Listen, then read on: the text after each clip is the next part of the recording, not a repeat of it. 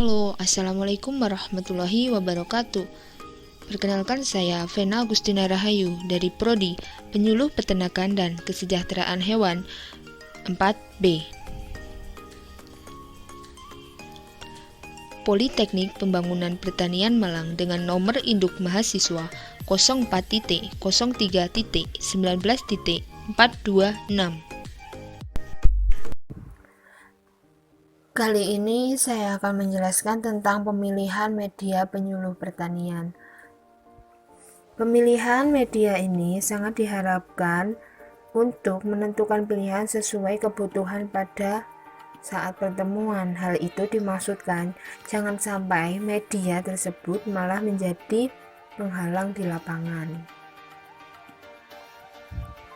Fungsinya apa sih dari media ini? Tujuannya media dibuat ini adalah apa? Tujuannya media dibuat adalah untuk mempermudah penyuluh dalam menyampaikan pesan dan yang ingin disampaikan tersebut agar mudah dimengerti oleh petani-petani.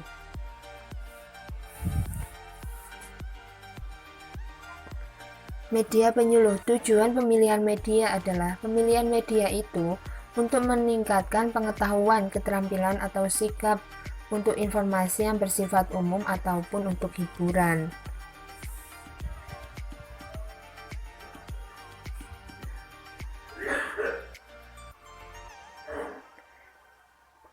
Dalam menentukan media penyuluh, kita harus memperhatikan tentang keadaan sasaran, yaitu kita dalam memilih media itu harus melihat sasaran kita dari fisik dan tingkat pendidikan.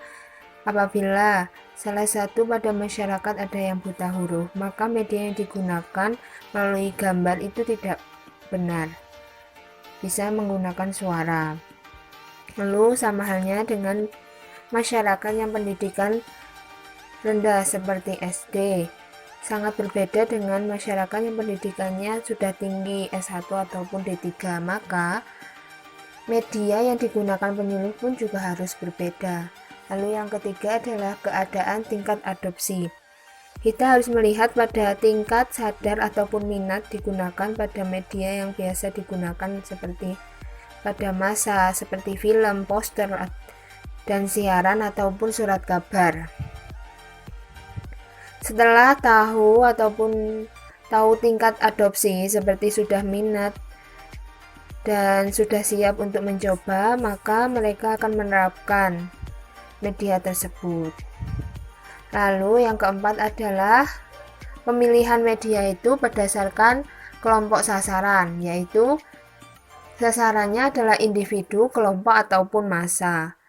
Apabila individu bisa langsung atau tatap muka, kelompok bisa dengan pertemuan-pertemuan, dan massa itu bisa menggunakan film.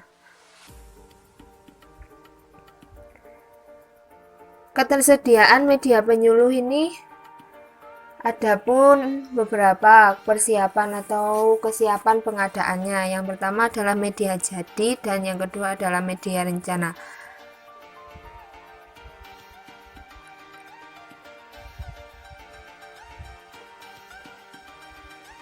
Media jadi ini adalah sudah menjadi komoditas perdagangan atau terdapat di pasaran luas dari keadaan siap pakai.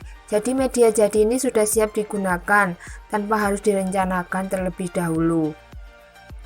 Kelebihan dari media ini adalah hemat waktu, hemat biaya dan tenaga, dan untuk perdagangan pun mudah.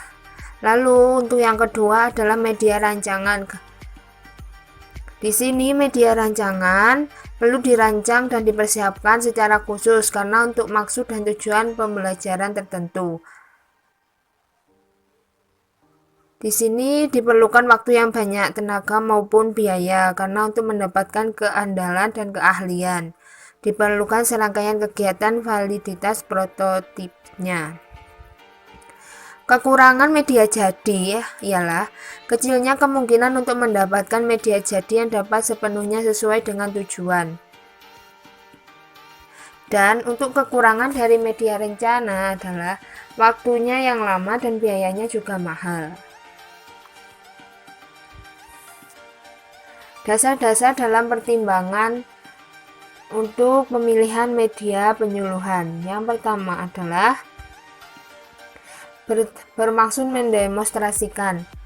Seperti halnya mendemonstrasikan tahapan-tahapan ataupun proses, misalnya dalam membuat dan pupuk vokasi, yaitu menggunakan media benda nyata. Yang kedua adalah merasa sudah akrab dengan media tersebut, misalnya seorang penyuluh yang sudah terbiasa menggunakan media tersebut, maka akan lebih mudah untuk menjelaskannya dan lebih detail. Ingin memberi gambaran atau menjelaskan bentuk fisik seperti hama atau gangguan tanaman secara langsung dan nyata, seperti lebih konkret. Lalu yang keempat adalah merasa bahwa media dapat berbuat lebih dari yang bisa dilakukan, misalnya untuk menarik minat dan gairah dalam beragribisnis lebih baik lagi. Harus optimis media tersebut bisa digunakan. Selanjutnya adalah kriteria media yang akan kita pilih. Yang pertama adalah ketersediaan sumber di daerah setempat. Artinya, apabila media yang akan dipilih tersebut sudah tersedia, maka hal tersebut bisa mencapai suatu penyuluhan tersebut bisa berjalan dengan lancar. Terus yang kedua adalah adapun dana. Apakah media tersebut memerlukan dana yang bersifat besar ataupun tidak.